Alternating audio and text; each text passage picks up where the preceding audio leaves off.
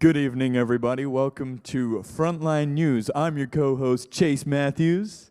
And I'm Wesley Duke, but now known as Big Duke. The Big Duke. So, we've had a pretty jam-packed term here at Frontline, haven't we? We certainly have. Lots of things we've done, lots of fun we've had, and every week there seems to be another surprise and something to look forward to. You're very right. So, without further ado, let's throw to our first segment, Throwback Photo of the Day. Here we go. Oh, yeah.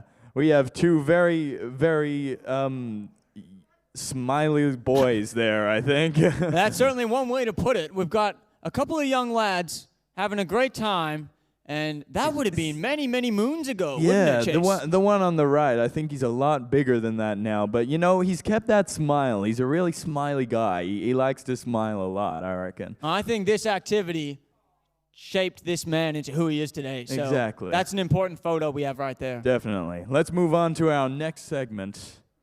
Tasty moment of the term. Now, the frontline leaders here, they got a lot of work to do, so, you know, it's important for them to have a snack every now and again.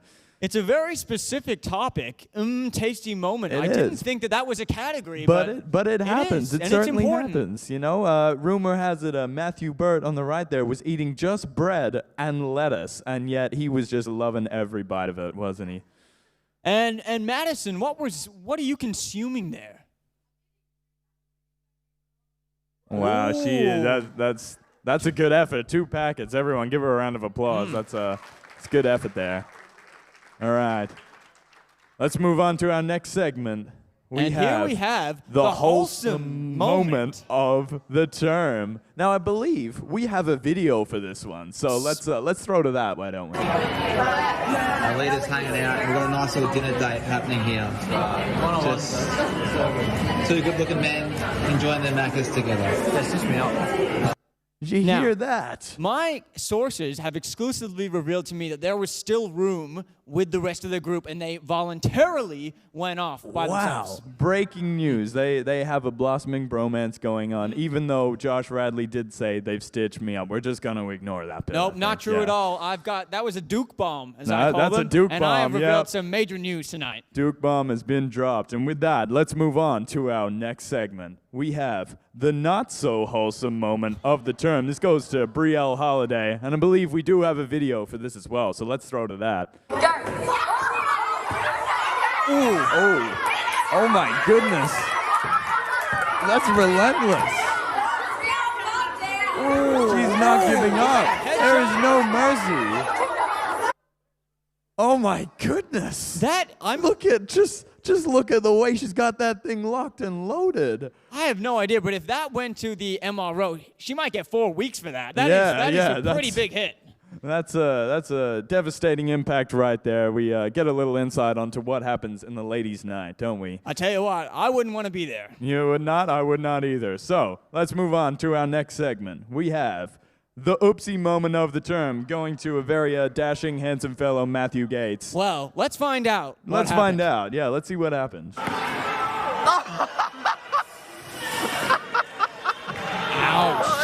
Now, I don't think that video gives it enough justice. Let's have a look at that in slow-mo. Oh. Now, for any of you that don't know, the gym down at Oxley is very, very, very firm. And if you miss that mat, you're going to get a lot of burns, a lot of pain. And that really hurt from what I hear. From what you hear, yeah. I do believe he was also out for 4 weeks, several rib fractures there. He's really putting his body on the line for these life group wars. He went through concussion protocols, but apparently he's sweet now. Okay, that's good. Good to hear. Now, let's move on to our next segment. We have the MVP of the Life Group Wars moment of the term. This one goes to Josh King. And guess what? I think we have another video. Let's see what happened. We have another video. There's some food on the table. You got to finish that? Oh. It looks like it might be over. The Euro Lemons are won. Look at that. For those of you that don't know, Josh consumed a whole raw onion. A whole raw onion. Raw onion. So we had girls smacking each other with pillows, boys consuming raw vegetables. youth is at its absolute peak this term. I think it is. That's some commitment on the line there for some life group points. That was sensational. Absolutely. Takes out the MVP. Now, for our final segment of the night, we have the trick shot of the term, and this goes to Charlotte King and the Ball of Destiny. Now, guess what? We have another video. Oh. So when you're watching this video, keep your eye on the blue ball. Let's see what happened.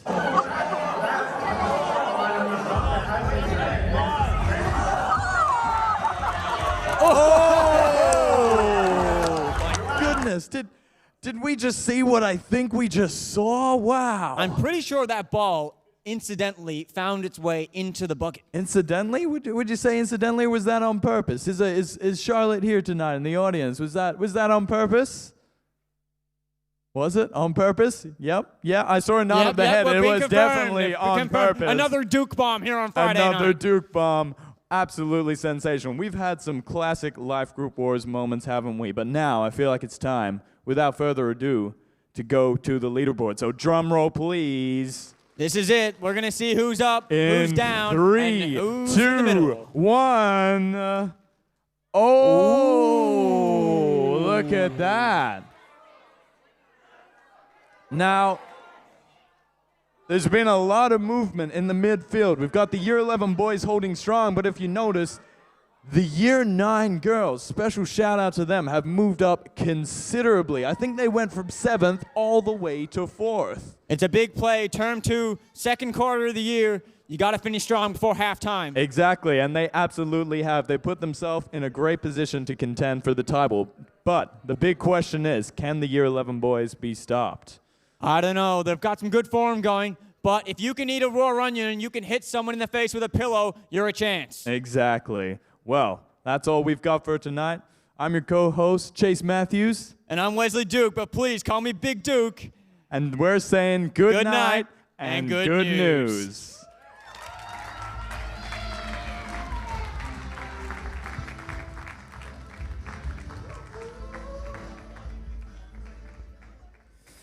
How good. What a great term we've had, and it's not even finished yet. We're in for a ripping night tonight. We are joined by, he's my father. I'll get that out of the way. He's my dad, but he's more than that. He used to be the chaplain of Oxley College for about 20 years. He was a chaplain there all the way through my schooling. He gave me 1 year of freedom when I was in year 12 to not be my chaplain. But he did that for a long time. He then went into Sports Chaplaincy Australia.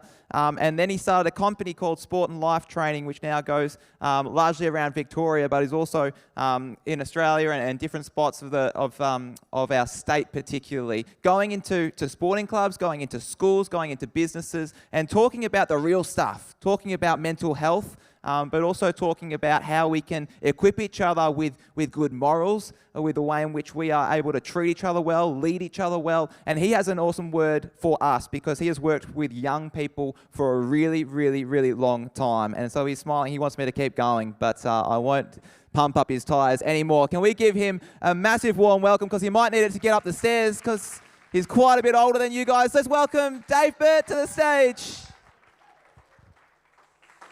Hey, thank you. Wow. Just got to change my glasses so that I can see. We have the thing at the church for my age called Embrace. And we have like scones and things. But I set up the back and got your energy today, and it was fantastic. I remembered being here as the chaplain all those years ago. Oh, of course. No, that was a good suggestion. It's been a while. Here you go, now I can't even see you without looking over the top. So I'm the father of Matt and the father-in-law of Holly. That would be fun, wouldn't it? So I've had a hard life. I had to bring up Matt and I barrack for Carlton, and it's not easy. But really, I've had a good life. And I'll tell you a little bit more about that later. So he's asked me to speak about truth. You shall know the truth, and the truth shall set you free. That's a very wide topic, isn't it? I could talk about just about anything. But I thought we might start with a little game. Are you tired or energetic? Who's tired? Okay. Stand up, everybody. We'll give it a little bit of energy, and we're going to ask you a couple of questions about what might be true and what might be false. Sorry about that, because you were comfy. Okay, truth. What is true? What is false? I'm going to ask you some questions. If you think it's true, put your hands on your head. If you think it's false, put your hands on your knees. If you get it wrong, you're going to have to sit down. At the end, we'll probably have one person left standing who is the greatest knowledge, or has the greatest knowledge of what is truth. And I might have to ask them a few questions because they'll be the wisest person in the room. Here's the first question. Hands on head means true. Hands on knees means false. Fish cannot blink. True or false? Fish cannot blink. Quick decisions, and the answer is, you have to have your answer ready with your hands. The answer is true. Yes, sorry to all those who got it wrong. Sit down. Okay, next question. We'll move quite quickly.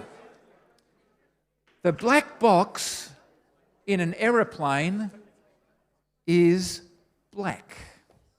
True or false? The black box in an aeroplane is black, and the answer is false. Whoa, so far doing well. Be honest. It's about truth tonight. Sit down if you get it wrong. Here we go. Third question. A is the most common language in the English alphabet. A is the most common letter used in the English language. A. Oh, we've got a lot of falses. A lot of falses. We've only got one true. And if you are the right one, you'll be the wisest person in the room. There's a couple more. But it is, in fact, false. Well done. Because the letter is E. All right. Australia is wider than the moon. True or false? Australia is wider than the moon. Here we go. Quickly commit. And the answer is, drum roll, true. All right. Well done. Sitting down if you got it wrong. Yes, the moon is 3,400 kilometres and Australia is 4,000 kilometres. An octopus has 3 hearts. Oh, gee whiz, science classes. It is true. Well done to all the people who said true. Next question. Hot and cold water sound the same when poured. Hot and cold water sound the same when poured. And the answer is false. Oh, you are clever. Due to viscosity. Meghan Markle's first name is Rebecca. True or false? True or false? And the answer is false. It's actually Rachel. Whoa, not many people left. Before, how many people are left? There's only about 4 or 5 truth knowers. Before becoming Queen, Queen Elizabeth II trained as a pilot. True or false? Queen Elizabeth, unfortunately the answer is false. She trained as a mechanic. Oh, okay, one more question. And how many have we got left? 2 people. You've got to have different answers because this is my last question. Okay, how many? Here we go, last one. True or false? And the first person to do their answer, the other one has to do the other one. Okay, you ready? True or false? You can sneeze during your sleep. You've gone true. You've gone false. The answer is false. Yay!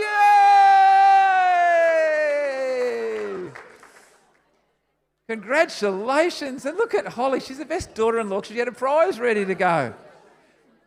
Point being, shh. It can be hard to know what is true. And Matt's asked me to speak on that topic. You shall know the truth. The truth shall set you free. He thinks that because I'm his dad and I told him things when he was little, like don't eat the soap and don't pull the cattail, that I know about truth. But that's not necessarily true because I also told him to barrack for Carlton. So not everything I've said. But over the years, and I'm quite old, I've had quite a long time to work out a lot about this topic. In fact, it fascinates me to seek the truth and to know and recognise the lies out there. And one thing I've learnt, and I work with a lot of people in a lot of spaces in sporting clubs, and I talk to hundreds, even thousands of people, is that there are a lot of people living in quiet misery. You wouldn't see it, but we go into clubs and we do the wellbeing and mental health, and we get into small groups and we talk about what's going on in people's lives, and you scratch the surface a little bit. A lot of people very unhappy. And one thing I've learned is that not many people really understand the idea of living to our potential. They're not bad people. In some ways, I think they're just lazy. When I look at the Australian population, I don't think people set out to live in misery. I think, though, typically speaking, they're just a little bit lazy when it comes to life choices. And I know that if they could, they would love to live their best life. Now, I run this not-for-profit charity called SALT, as you know, and we talk about leadership and culture and values, and we talk about well-being and drugs and alcohol and healthy masculinity and empowerment of women and peer group pressure and decision-making. We've delivered thousands of sessions into 750 sporting clubs in about 18 different sports, and it all began when Matt went down to the Eastern Rangers in the TAC Cup, so he got into this representative football side, and I offered to be the chaplain. And when I went down there, I really loved the boys there. There was only boys in the program at that stage. And they were very, very good footballers. And in 2013, they won a premiership by over 100 points. And Matt played in that team. And they had Christian Petrarca and Tom Boyd and some really good footballers. And there was 45 boys in the program. And only 4 boys got drafted. And I watched what happened to 41 boys in the program, including Matt. And that was that many of them really became very upset about the future of their lives after not being drafted. And it was because they'd put tremendous store into their reputation as to who they were as footballers, and not as much store, many of them, as to who they were as people. And when I watched them train and play, they were courageous and sacrificial, they were selfless, they were disciplined, they were really living their best lives at that football club because the expectation on them was to be excellent in every way, and if they were a greater chance of being drafted. And when many of them didn't, most of them didn't get drafted, some of them went back to local sporting clubs where it felt to me they became far lesser versions. They were playing a much lower standard of footy. And I noticed a lot of them started to drink a lot more heavily and joined into what I saw to be often fairly poor culture in local sporting clubs.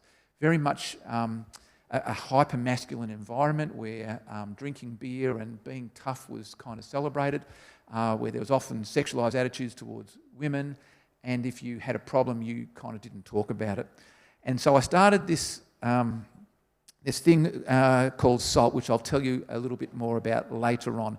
But the whole concept of SALT is about trying to get people in sporting clubs to live their best lives, not just on the field, but off it as well. Because off it is that far more important arena of life. But I spoke about how I don't think most people set out to live unhappy lives, but just that they're a little bit lazy in terms of having a game plan for life. They have a game plan for sport, but not a game plan for life. And I was at a club called the Dandenong Stingrays, and they were again in the TAC Cup, so very aspirational footballers looking to get drafted. And a boy, after training, comes and sits in the front row, and he's got his thongs on, and he's got tattooed across his toes on one foot the word chill, C-H-I-L-L. And I said to him, hey, you must be pretty passionate about being chill because you've got it tattooed on your feet and that's going to be there forever. And he went, no. And I said, you've got 5 toes left, and if you wanted to, you could put the word excel, E-X-C-E-L, which means to be your very best. And I thought that was really clever, and I hoped that it ended with just 1 L, not 2. And I said, what do you think? And he said, no.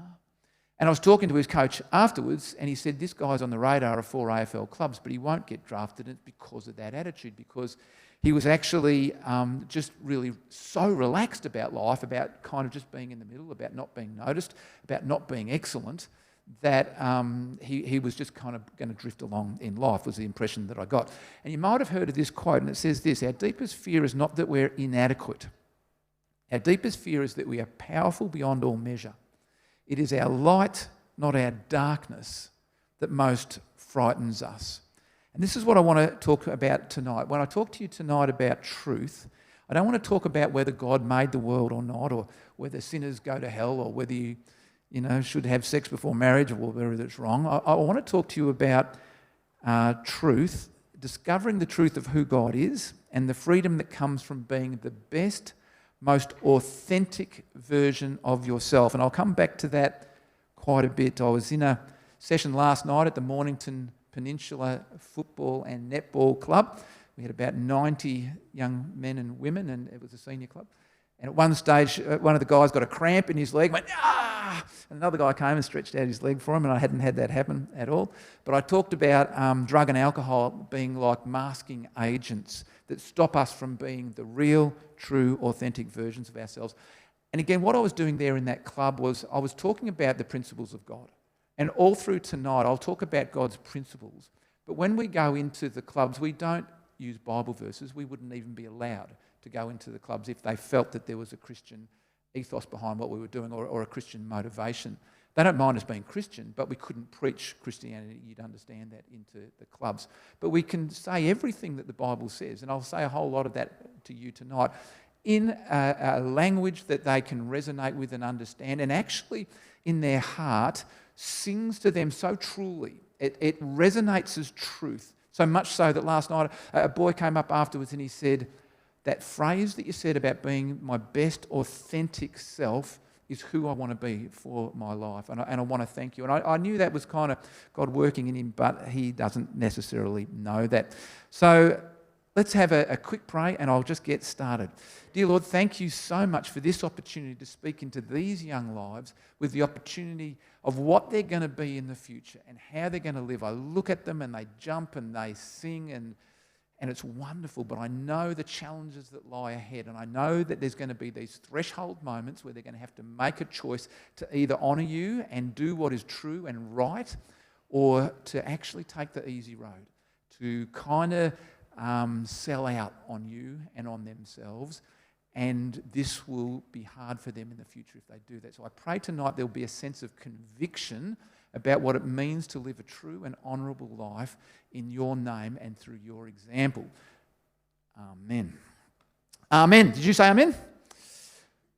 We all awake and good? We good? I came and watched you in a play and you were really good. Yeah, so you watch me and be as enthusiastic as I was about you. Hey, let's go. All right. So God's created you in a way. And deep down there are these values in you, and I think they're kind of born there, and they align with the values of God. And I think we start off that way. And then things come along that sometimes knock us off our path. But some of God's main values are things like love and joy and peace and patience and kindness and goodness and gentleness and self-control. Have you heard of them? And they're the fruits of the Holy Spirit. There's some other ones too, like courage and empathy and generosity and enthusiasm and loyalty and honesty. And for each of you, there will be some of these, one or two perhaps, that sit really deeply within you and represent who you are, the true and best version of you. And they really matter to you. And God put them there in your heart, and He gave each person some of these. They feel instinctively right. And as I said, many people try to override them. They see what others are doing or what their friends are doing, and they then move away. And a large amount of the mental health issues that we have today, particularly in kids, is because they don't act in accordance to their true self. They go and change who they are according to who they're with or how they think they need to be seen. And as they do that, they know they're being fake and false to themselves, and they don't like that. So they dislike themselves, and they don't know how to behave because they've always got to adapt and adopt new behaviours, and that's hard to do. We've kind of got to live a lie, and that's really telling. I got asked to go to a school. It was called Northcote Secondary College, and I can say the name because it was on the front pages of the newspapers about 6 years ago, because this group of boys called up an autistic boy who went to the school, but he was on the autism spectrum and he was not really able to socialise as well as other kids. And they made fun of him a lot, and they lured him to the front of the school, and then they beat him up with spanners and they put him in hospital. And this was so terrible that people were outraged, and of course they should have been. And I got asked to go to the school and talk to these 9 or 10 boys who'd done that. And I was really nervous about relating to these kids. And when they came into the room, they had like beanies and dark glasses and earphones on, and they wouldn't make eye contact with me.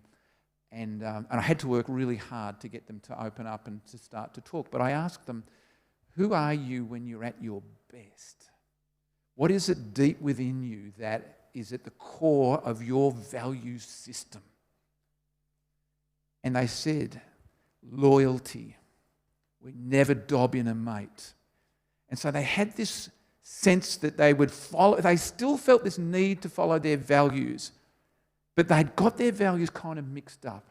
And overriding the sense that you don't beat people up with spanners and that that's wrong to pick on the weak and that kind of thing, was this sense still that we're being true to ourselves, but they weren't. So you can imagine how people go off track.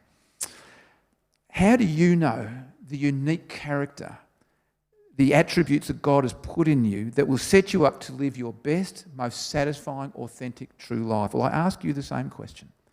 Who are you when you're at your best? And I ask this in a lot of clubs, and I get answers like this. Oh, I don't know. I'm pretty chill. I don't know. I'm pretty good at basketball. I'm pretty funny. I'm pretty good at cricket or something. And they talk about what they're good at. And then I say, what else? And they say, I don't know. And they're really embarrassed. They don't even like the question. I say, are you generous? Do you help other people when they haven't got much? Uh-huh. Are you caring? Oh, yeah. Are you kind to people? Uh-huh. Yep. Are you honest? Do you tell the truth? Mm-hmm. Are you courageous? Do you put your head over the ball when you play footy? Yeah. Well, I just named 5 things about you and I don't even know you. But not one of you went to those answers as to who you were. You talked about, I'm good at footy or I'm chill.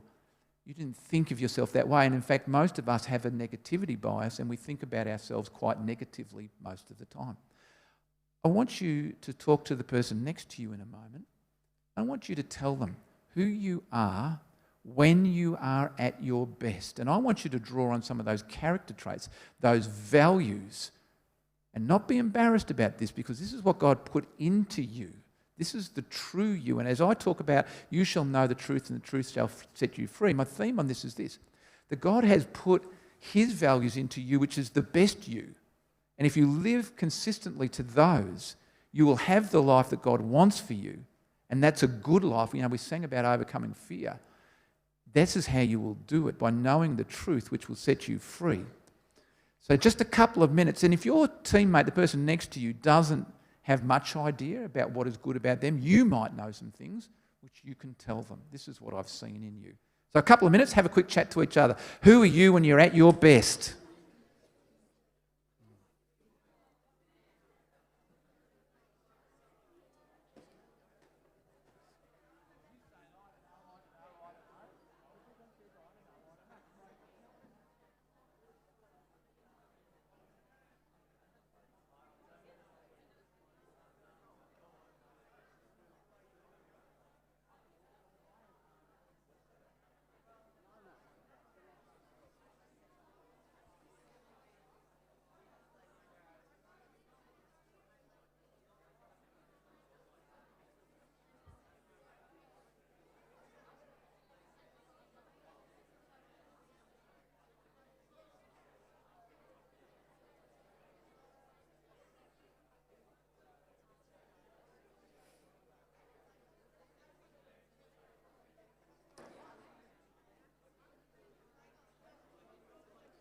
Make sure you swap over about now if you haven't.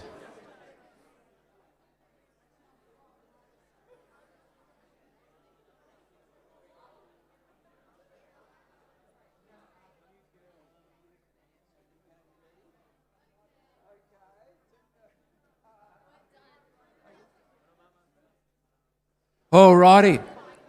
We'll finish it up. How many people found that hard to do? It is hard, isn't it? This is your quest. To work out who you are when you are at your best. When I was a chaplain here at Oxley College for 15 years, not 20, and I saw so many kids come through that room, and so many of them, I had a little room that I spoke to them in, and so many of them were really down on themselves and had made some bad decisions. I never met a kid once who wanted to be a bad version of themselves. They all wanted to be the best version of themselves. I go into clubs who've done dumb things, who've got really drunk and wrecked the Oval and gone to the pub and wrecked the pub and abused the female umpire and the opposition and got into trouble. And I say to them, hand up if you would like to be an excellent club. And they all put their hands up, hands down. Hand up if you believe it's your responsibility to represent this club in the best way you can, hands up. And they put their hands up. They want to be that. Our quest is to find that and live consistently to that. The problem is most of us don't, which leads me to the next point, and that is this, that in your life there are going to be some moments that will be game changers for you. I was talking to Matt Gates before. What was your name? Big Buck or something? Big dude. He said, what are you talking about tonight? I said, it's about these moments in life. He goes, there are many of them. I go, well, there are lots of them, but there's going to be some. Maybe so far you might have had 2 or 3, but I looked back as I wrote this over about 6 or 7 moments in my life where I look back and I realised that was a turning point. At this point, I had to make a decision, and whatever the decision I made was going to absolutely impact the rest of my life. And now that I'm so very old, it only sort of makes sense looking back. And I know you're not very old. And, I wish I could have told my young self a whole lot of things, but I can tell you that they're called threshold moments. I'll use that word. It actually comes out of the Bible, and I talk about the threshing floor, but I won't go into all that because it's not a technical night tonight. It's a moment in your life where you choose what is right or wrong. And I had many of them, and even before I became a Christian, I didn't become a Christian until I was 20, I felt like God had his hand on me looking back, that I had a sense of him, even though no one in my family ever spoke about him, that his hand was on my life because he knew there would come a time that I would seek after him, and he needed to prepare me for what he was going to do in the next 40 or so years. I grew up in a non-Christian family who didn't get along very well. And I thought at the time, why did I get such a dysfunctional family, when I would look at other people's families, my friends' families, and think I wish I had their families. And I had a threshold moment, but I only realised it looking back, and that was that I made a very strong declaration to myself that I would not replicate this kind of upbringing. When I had the chance to get married and have kids, I would live differently to the way that my parents lived. And I met a lot of kids when I was a chaplain who had unhappy home lives. And I would say to each one of them, you have the opportunity to change that. You're only there for a short period of your life, and it feels like forever when you're in it. But if there's something that you really find hard, or a lot of things that you find really hard, it can give you very strong conviction to not replicate those in your own life. So that was my first threshold moment. And I spent time with neighbours and at the sporting club and seeking after people who I felt represented the values that I would have loved to have seen in my own family. In year 7, I went from the primary school to the secondary school, and I was in the cool group in primary school, if there was such a thing. We thought we were the cool group. I had a girlfriend in grade 6, and we'd already kissed in grade 6. Sorry, Matt, I've never told you that. And I thought I was really cool. And when we went to the secondary school, all the kids from the different schools came from other schools around the area into the same, and we all had to find our way again as to who would be in the cool group. But we found ourselves, and we would go down the back of the school where the trees were, and it was boys and girls, where it's still mainly in year 7, boys and girls kind of kept apart. But we were down and we were cool, and we'd smoke pine needles wrapped up in toilet paper, and we'd play truth and dare, and we'd do the kind of things that were a bit risky. And there was a kid in year 7 who was really slow and he had learning difficulties, and his name was Tom Delaney. And one day the girls, who were a bit more mature than the boys, said to Tom, who was the least cool kid in the whole year level, and he forgot his pencil case and didn't know what was going on, and everybody could have a joke at him and he wouldn't get it. And the girl said, "Why don't you come and join us, Tom? We really love you. Come down with us." And Tom was stoked because he thought he was in the cool group. And for about 2 weeks, everybody just joked, "We think you're terrific, Tom. We really love you." Especially the good-looking girls were saying, "We really love you, Tom." And he was enjoying that. And then one day the girls said, "Tom, we love you so much that we all want to give you a kiss on the cheek. So we're going to line up and we're going to walk past. And as we walk past, we're going to kiss you on the cheek." And as they walked past, instead of kissing him, they slapped his face. And they said, "Tom, we don't love you. We've been tricking you all this time." And I watched and I saw Tom sort of half smiling, half crying, not knowing how to react. And my heart just sank. And I thought, I can't be a part of this group. And Tom just walked off. And it was a threshold moment in my life because I did too. And that left me without a friendship group. And I was really kind of lonely for about a year or so. And I found a couple of other friends who weren't cool kids, and they became my friends. And I learned a really important lesson, and that was you actually don't need heaps of friends, and you certainly don't need the wrong kind of friends. In fact, you only need 2 or 3 friends, and they need to be people who accept you as you are, and you accept them as they are, and they allow you to be your authentic best self. And that takes a lot of pressure off you. At 18 years of age, I met a Christian family. I was at Teachers College. In fact, I was about 19, and I met this girl, and her name was Merrin, and I thought she was good looking. That was my first attraction to her. And I would drive her home because she didn't have a car, and she would invite me in for a meal because I'd moved out of home at 18 because I was so unhappy. The minute I got my licence, I just moved out, and I didn't have any money. I was just living with another fella, and we were poor. And she would invite me in for a meal, and I saw a Christian family, and they loved each other, and they were consistent, and they had values, and I loved what I saw. And so that became a threshold moment. I became a Christian. I married that sexy girl called Matt's mum.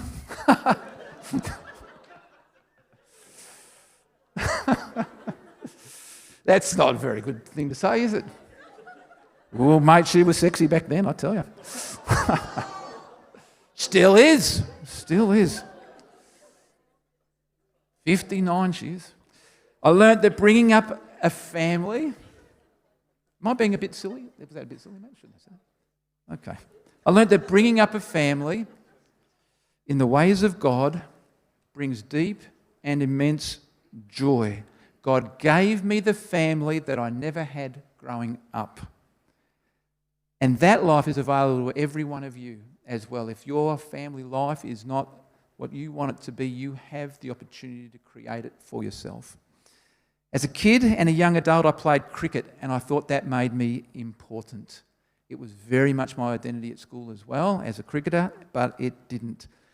I had to give away cricket early due to injury, and now Matt has to give away footy early due to injury. He's going down a really similar path, but like me, he recognised that his identity, it took me a lot longer than it did him, was not tied up in who I was in regard to sport. And that was really important to me because it helped me to start SALT. Had I not been through that experience of realising that sport is about life and all of the skills and courage and strengths you develop playing, and it's not about who you are as a person, I wouldn't have started SALT.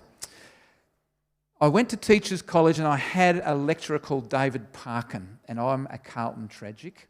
And he, at the time, was the coach of the Carlton Football Club. And he coached Carlton to 4 premierships.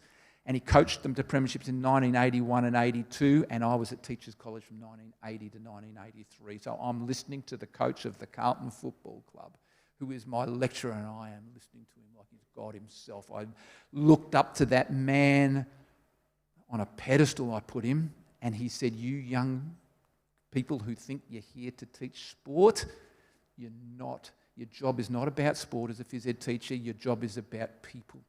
And sport is your vehicle to reaching people. And I still know David Parkin today, and I still talk to him about life. Can you believe that God sowed that in my heart at 20 years of age?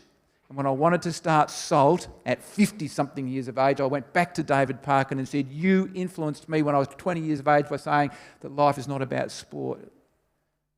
Sport is about life, and will you be the patron of SALT? And he said, yes. It was a moment, again, a threshold moment where the penny dropped and I learnt something very truthful that God would say, deep down, this matters to you. It's deep down in your values that sport is about people. And I had a sense for about 20 years before starting SALT that God was going to use me to influence sporting clubs. So all this was preparation and threshold moments. I became a PE teacher and I trained also in English, but my first job, they said, will you teach Christian studies at Brighton Grammar School back in 1984? The principal actually said, you're a God botherer, aren't you? And I said, well, yes, I guess. And he said, no one wants to teach religious education. It was called religious education. Would you like to teach it? And I was a fresh new Christian and excited about it, so I taught it for 30 years. 30 years of teaching kids about God. I had the privilege of doing that. The last 15 of them here at Oxley College. As chaplain at Oxley College, I had 15 years listening to people and what they were going through. I sat on a balcony with a father who accidentally killed his own child in a motorised buggy, and he went to jail. He lost his daughter and he went to jail, and he wept, and I wept with him. I listened to a girl tell me that if her father really loved her, he wouldn't have taken her his own life. And I felt, my goodness, how can you feel this pain? I watched a boy open his shirt in front of me to reveal the word hate that he'd carved across his chest. I listened to people with eating disorders and pornography addictions and people who were suicidal. I listened to parents going through marriage breakdowns and drug addictions. And with every one of those people, I felt God's heart for them. And I learnt a little bit more about what it was like to be someone else and to move into someone else's pain. These were all threshold moments, because when people came to me with the hardest of issues, every time I knew God would give me the words to say. And he did. So I learned to trust him in those situations where there was no script. I started a program at Oxley College with the Melba Support Services. I don't think you do it anymore, but it's with people who are severely mentally and physically disabled. And I was kind of scared when I first started, and we did it with the Year 9s, and they were scared too. Until they discovered, do you remember that, Trav? Until we all discovered that they were happy and they accepted everyone without judgment. And when you're in Year 9, that can be kind of a lesson. And we came in here and we put on ABBA songs and Nutbush and we danced. And I watched Year 9s drop their inhibitions because a mentally disabled person came up who had no filters and started dancing with them, and they thought, I've got to dance here. And they laughed and they lost their inhibitions, and I thought, wow. What have I learnt from these disabled people? I learnt that you could love people who are not beautiful to look at, who yelled out when they shouldn't have, who dribbled and sometimes smelt. And we began another program with Samaritan's Purse going to Cambodia. Have any of you been on the Oxley thing to Cambodia, or going to go? A few of you have. And I learnt that many people in poverty are really happy and generous. And I sat in a hut one day where they killed their only chicken to share with us. We were going to go to a restaurant afterwards anyway, and there was hardly any meat on this chicken. And any one of us could have bought 50 chickens. We were rich and they were poor. And they killed their chicken and gave it to us to eat. And I thought, wow, I've learned something about people. And my threshold moment was that I learnt that my worldview was pretty small, and that I could learn a great deal from the attitudes and behaviours of people who were really different to me. I ran Bible classes at Oxley College where we sat in a circle and talked about life, and we called it circle work. You remember circle work, Trent? Did you ever do circle work? No, you didn't. Anyone do circle work? Holly did circle work. You did circle work. It wasn't really work. We just talked, didn't we? And I didn't have to write anything afterwards or do a lesson plan, which was really good. I learnt that most people's favourite subject is themselves, and if you show an interest in them, they will really listen and really appreciate it. So if you really listen, they'll appreciate it. If you ask them how they're going in life, many of them will cry because they're living in quiet misery. Do you remember how many people used to walk out crying in my classes? They say, Pastor Dave, you made so many people cry. I say, I didn't make them cry. The pain in their life made them cry. We actually have to sandpaper the surface a little bit to find out how people are going, how they're really going. We do it in sporting clubs now all of the time. How are you going? How are you really going? How are you going on a scale of 1 to 10? And people burst into tears. Why? Because they're living in quiet misery, because their lives have just gone gradually off course over the years. Not because they're bad, but because they were lazy and never had a game plan for life or knew what their potential was. But we do, because God placed it within us. And you have this great privilege being here tonight, and every night that you come here and hear the word of God preached into your hearts, to know the truth, because it will set you free, who God wants you to be. Threshold moments. So it takes me back to where I started. I went in 2012 to Eastern Rangers, like I mentioned, with Matt, and felt that great love for those boys and great disappointment for them when they didn't get drafted. And I'm seeing one of them next week who still has to this day now, as an aftermath of the disappointment of not being drafted, went back to local footy, started drinking a fair bit. After a while, the drinking led to drugs. The drugs led to some really heavy gambling. The losses in his heavy gambling led to some really heavy anger.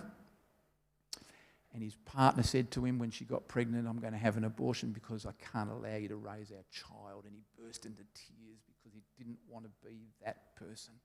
And he was a good kid who just made some poor decisions along the way and has never reached his potential, because his potential was never to play AFL football. That is irrelevant. His potential was to be the best that he could be, and he went off on a tangent because he put all of his eggs into the wrong basket. And then I got asked, and I know it's a bit heavy tonight, isn't it? But I went asked to go to and this is going to happen to you. I got asked to go to the Ferntree Gully Football Club after a suicide had occurred, and to go and help them to get back up on their feet. And I went there as nervous as all get out, and got introduced as an expert, which I wasn't. And I started asking some questions about how they were going, and they said we never saw it coming. And if it had been money, we would have given it. If it had been any kind of help, we would have offered it, but we didn't know.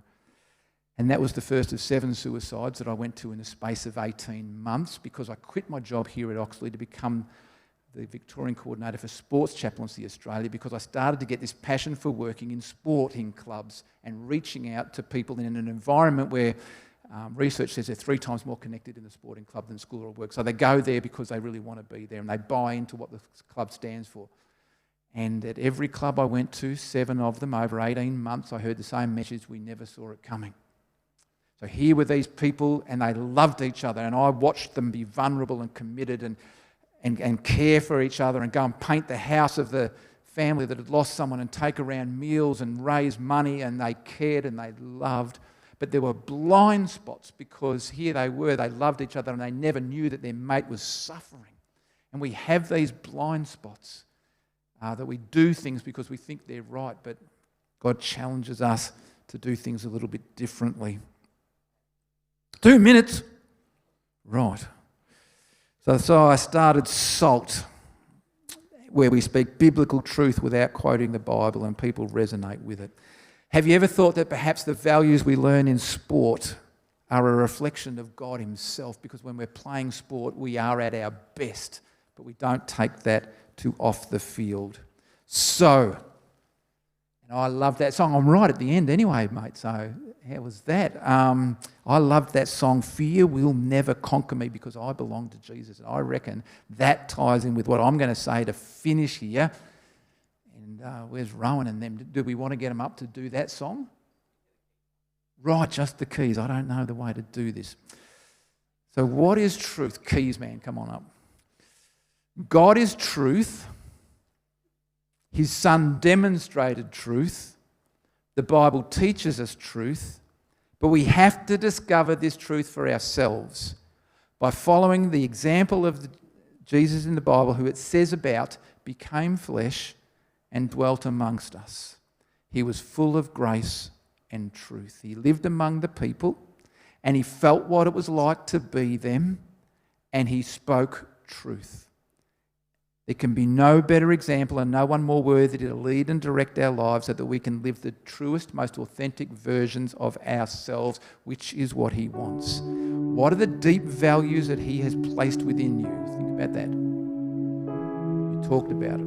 Identify them. Who are you when you are at your best? And live consistently to that person, asking God to help you to do it, because it can be hard.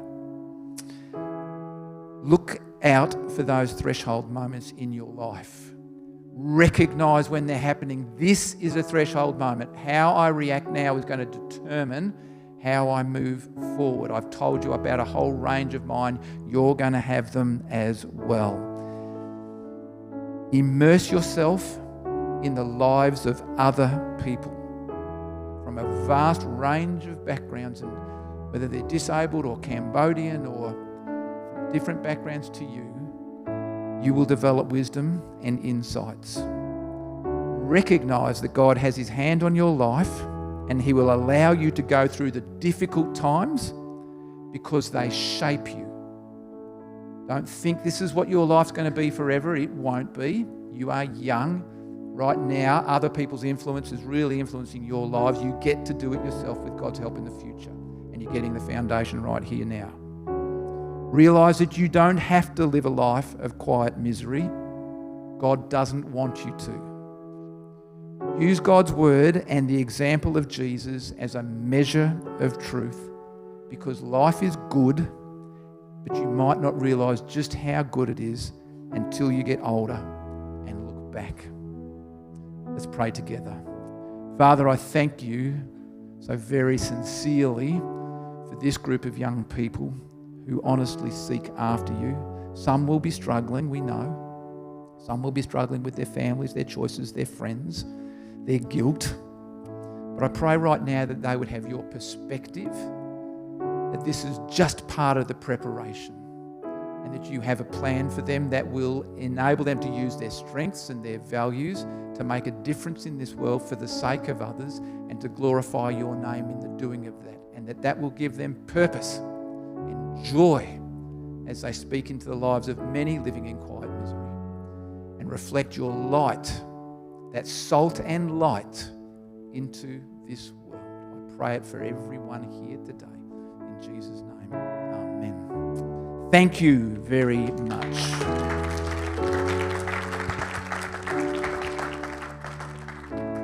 Thank you. I know a lot of those stories and those things can seem heavy, and tonight you may have been hearing some of that stuff and going, hey, that's really serious. That's really serious stuff. And in a way, we don't want to shy away from that, because that's the reality of the world we live in, right? And yet, what was just shared at the end there about a God who actually meets us in the mess, who meets us right where we are, is so important.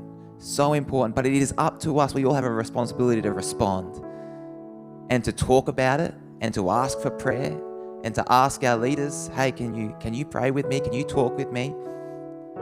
To ask your friends who really care about you and who are going to build you up. Maybe you identified with that story of being in the wrong crowd as well. Perhaps you need to make some adjustments with who you're hanging around, with who you're being, because the threshold moments,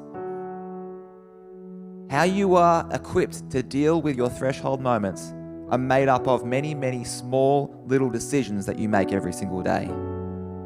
And so right now, whether you're in a threshold moment, whether you're in a big moment of your life and a real turning point, or whether you are just putting things in place to ready yourself for what is coming in your future, now is the time to come to God with it, and come to your leaders with it, come to us with it. We'd love to talk to you about it as well. Can we thank Dave for coming out tonight and sharing with us? We've gone a little bit over, so you're going to have to head down fairly quickly after this. But don't forget, we've got life groups next week, and we're going to give you a movie night flyer to go down with as well. So we'll see you at life groups next week. Grab a flyer, register for movie night, and we will see you back soon. Have a good weekend. Have a good long weekend. See you later.